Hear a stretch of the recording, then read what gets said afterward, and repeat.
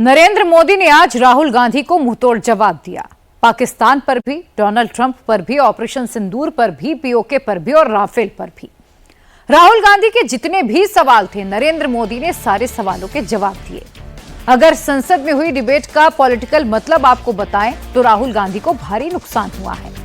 राहुल और उनकी कांग्रेस पार्टी पहली बार राष्ट्रवाद की पिच पर मोदी के साथ खेलने के लिए आई थी। संसद में 16 घंटे की बहस तय हुई थी। लोकसभा में हुई चर्चा के आखिरी 102 मिनट में नरेंद्र मोदी ने पूरा गेम ही चेंज कर दिया। मोदी के ये 102 मिनट राहुल गांधी याद रखेंगे और पाकिस्तान तो याद रखेगा ही। 29 की बैटल लाइन 25 में ही खिंच गई है। नरेंद्र मोदी ने 29 जीतने का नया रास्ता बना लिया है। मोदी ने वो रूट तैयार कर लिया है जिस पर चलकर 4 साल बाद वो चौथी बार प्रधानमंत्री बनेंगे। मैं इसी विजय भाव से इस सदन में भारत का पक्ष रखने के लिए खड़ा हुआ।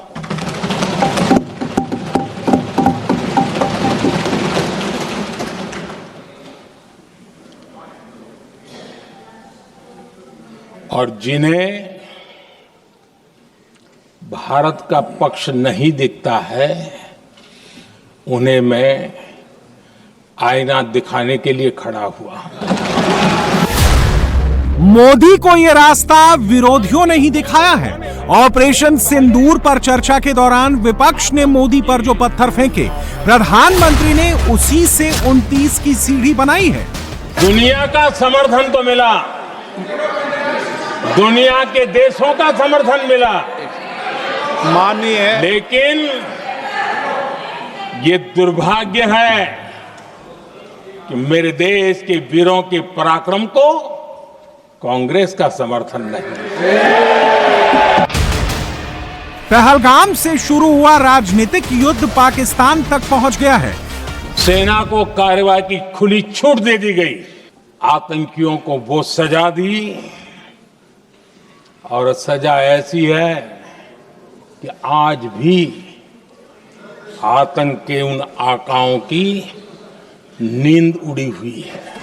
भारत ने 6 मई रात और 7 मई सुबह जैसा तय किया था वैसी कार्रवाई की और पाकिस्तान कुछ नहीं कर पाया। राष्ट्रवाद मोदी के लिए सबसे मुफीद पिच है। 24 के चुनाव में ये पिच मिसिंग थी। मोदी ने इसे 29 के लिए अवेलेबल कर लिया है। पाकिस्तान भी भली भांति जान गया है कि भारत का हर जवाब पहले से ज्यादा तगड़ा होता है।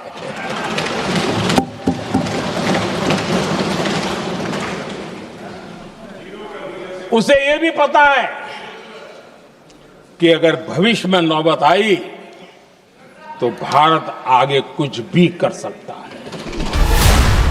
अब एक तरफ भारत का पक्ष है जिसे मोदी रिप्रेजेंट कर रहे हैं, दूसरी तरफ राहुल गांधी का पक्ष है जिसमें बार बार पाकिस्तान आता है।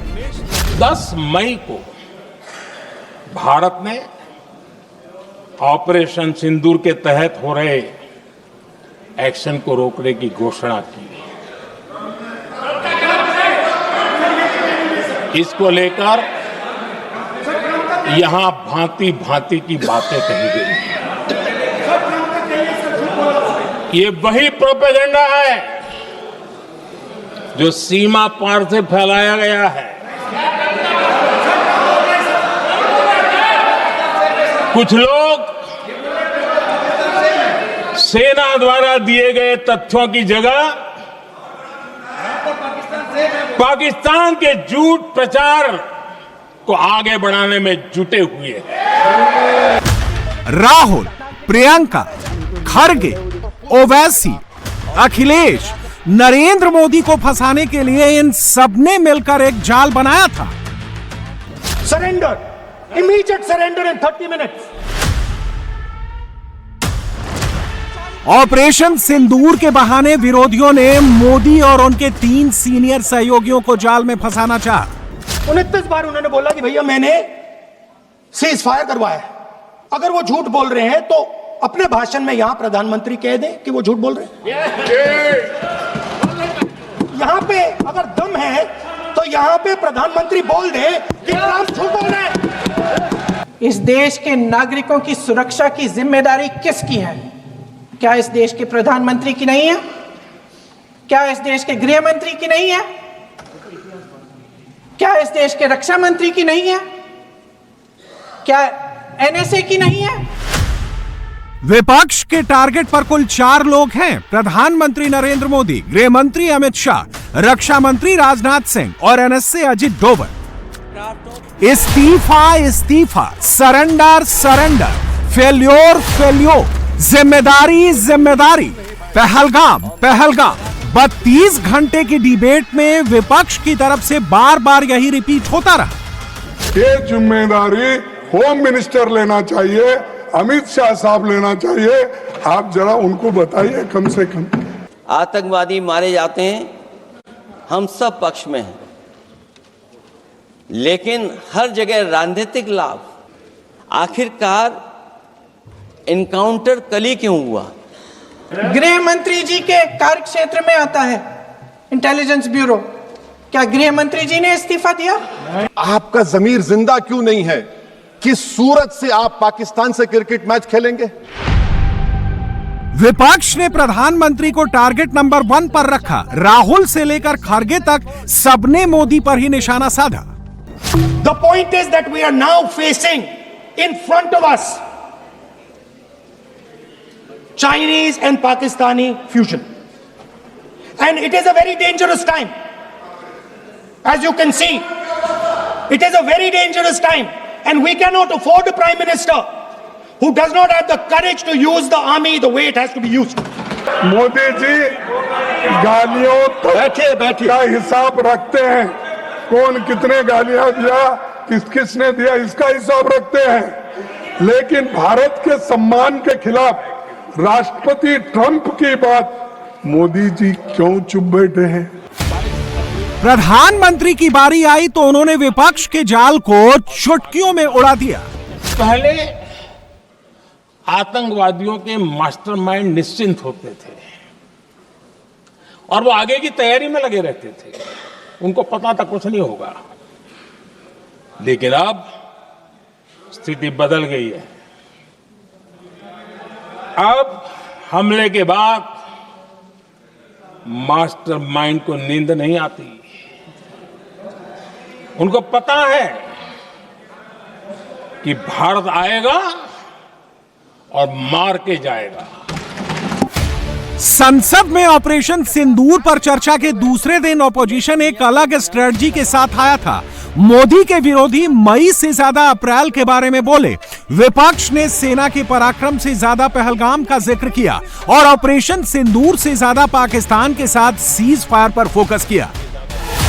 राहुल गांधी 37 मिनट बोले, प्रियंका गांधी 28 मिनट बोली, मल्लिकार्जुन खड़गे राज्यसभा में 73 मिनट बोले, अखिलेश यादव 34 मिनट बोले। इससे पहले असदुद्दीन ओवैसी 10 मिनट बोले, टीएमसी के कल्याण बनर्जी 25 मिनट बोले, कांग्रेस के गौरव गोगोई 26 मिनट बोले, दीपेंद्र हुड्डा ने 19 मिनट का भाषण दिया, सपा के धर्मेंद्र यादव 6 मिनट बोले, शिवसेना यूडीटी के अरविंद सावंत 17 मिनट बोले और एनसीपी शरद पवार की सुप्रिया सुले 14 मिनट बोली। इन सबके टारगेट पर पहला नाम नरेंद्र मोदी का रहा। समूचे विपक्ष ने मोदी की इमेज, मोदी की पॉपुलैरिटी और मोदी के कॉन्फिडेंस को डाउन करने के लिए बार बार अटैक किए। जिस समय घटना हुई, आखिरकार उन्हें बचाने वाला कोई क्यों नहीं था? और जो सरकार ये दावा करती है 370 के बाद, ये कहा सरकार ने कि भविष्य में कोई आतंकवादी घटना नहीं होगी। जितने लोग वहां गए वो सरकार के भरोसे पे गए थे। सिक्योरिटी लैब्स की जिम्मेदारी कौन लेगा?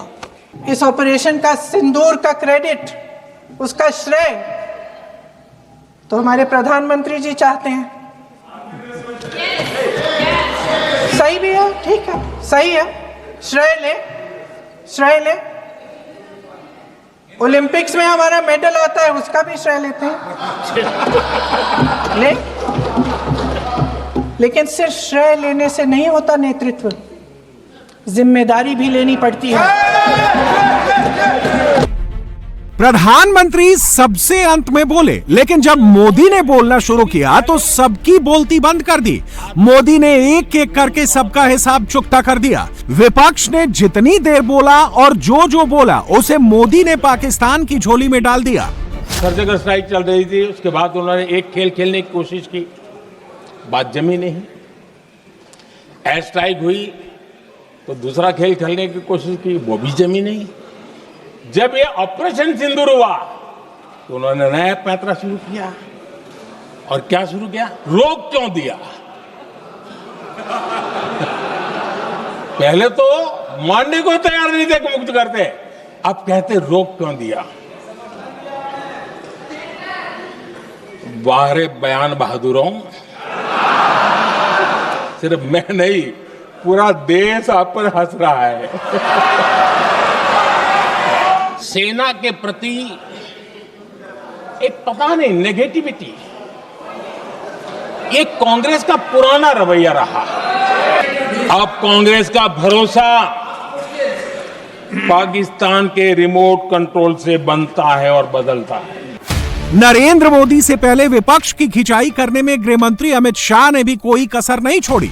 ऑपरेशन सिंदूर पर चर्चा रक्षा मंत्री राजनाथ सिंह ने शुरू की थी। ये उन्हीं की मिनिस्ट्री का सब्जेक्ट है, लेकिन सदन में पहलगाम का जिक्र आया तो होम मिनिस्टर अमित शाह को भी चर्चा में आना पड़ा। अमित शाह 77 मिनट बोले। इन 77 मिनट में अमित शाह ने ऑपरेशन महादेव का भी पूरा ब्यौरा दिया। साथ ही वो विपक्ष पर करारा प्रहार भी करते रहे। ये सारी आतंकवाद की जड़ पाकिस्तान है और पाकिस्तान कांग्रेस पार्टी की भूल है। पार्टीशन स्वीकार न करते पाकिस्तान कभी न होता। नेहरू, इंदिरा, राजीव और मनमोहन सिंह सरकार की नीतियों पर अमित शाह के ताबड़तोड़ वार से तिल मिलाए। विपक्ष ने कई बार व्यवधान डाला, लेकिन अमित शाह के तल्ख तेवर के आगे किसी की नहीं चली। ये हमें सिखा रहे, ये नहीं किया, वो नहीं किया, फलाना नहीं किया, ठिकाना नहीं किया।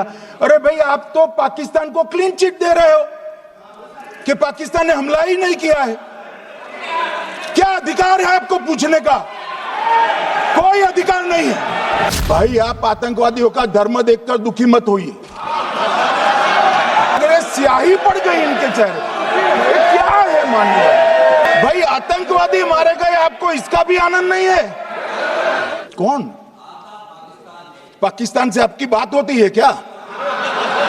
अरे बैठ जाओ, बैठ जाओ, बैठ जाओ भाई।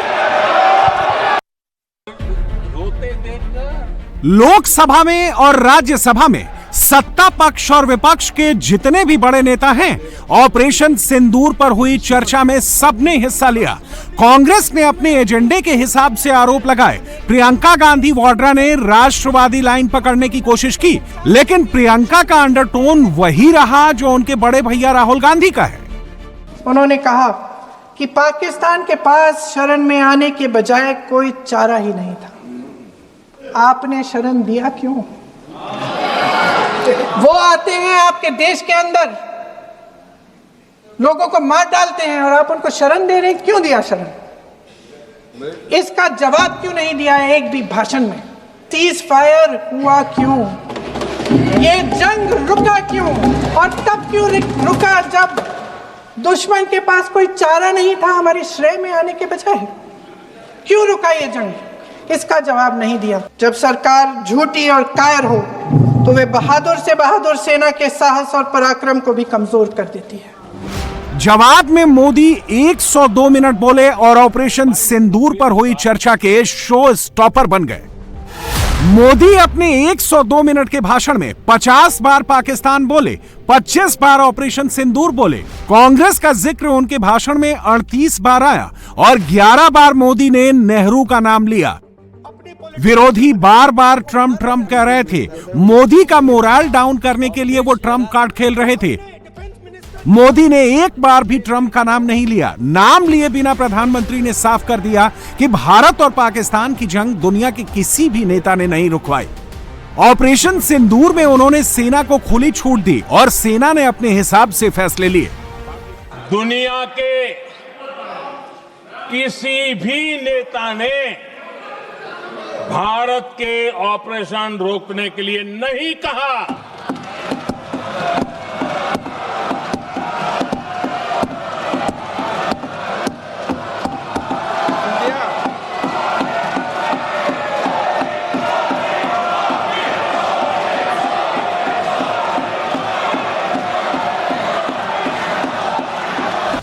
राहुल गांधी लोकसभा में बोले, हिंदी में नहीं अंग्रेजी में बोले, लेकिन जब मोदी ने जवाब देना शुरू किया तो सुनने के अलावा वो कुछ नहीं कर पाए। राहुल कोई इंटरवेंशन नहीं कर पाए क्योंकि मोदी ने तथ्यों के अलावा कुछ और बोला ही नहीं। उन्होंने क्लियरली नहीं कहा कि ट्रंप झूठ बोल रहे हैं। शायद 29 बार ट्रंप ने बोला है, उसका जवाब नहीं दिया। और सबसे इंटरेस्टिंग बात थी कि पूरे भाषण में चाइना शब्द प्रधानमंत्री ने नहीं बोला। पूरा देश जानता है कि पाकिस्तान की मदद, टेक्निकल मदद, एयरफोर्स की मदद चाइना ने की, मगर प्रधानमंत्री के मुंह से, डिफेंस मिनिस्टर के मुंह से चाइना शब्द नहीं निकला। राहुल, प्रियंका, अखिलेश मोदी के सारे विरोधी स्ट्रेटजी बनाकर आते हैं। दिन में जो नेता पहलगाम कर रहे थे वो रात होते होते चीन करने लगे। मोदी पर ऐसी स्ट्रेटजी का रत्ती भर असर नहीं पड़ता। प्रधानमंत्री ने कांग्रेस और पाकिस्तान को पैरेलल लाइन में खड़ा कर दिया है। ये मोदी की स्ट्रेटजी है जो उन्होंने 29 के लिए बनाई है। इसी स्ट्रेटजी के तहत मोदी इस चर्चा को पीओके, अक्साई चिन और हाजी पीर पास तक ले गए। किसकी सरकार ने पीओके पर पाकिस्तान को कब्जा करने का अवसर दिया? जवाब साफ है, जवाब साफ है।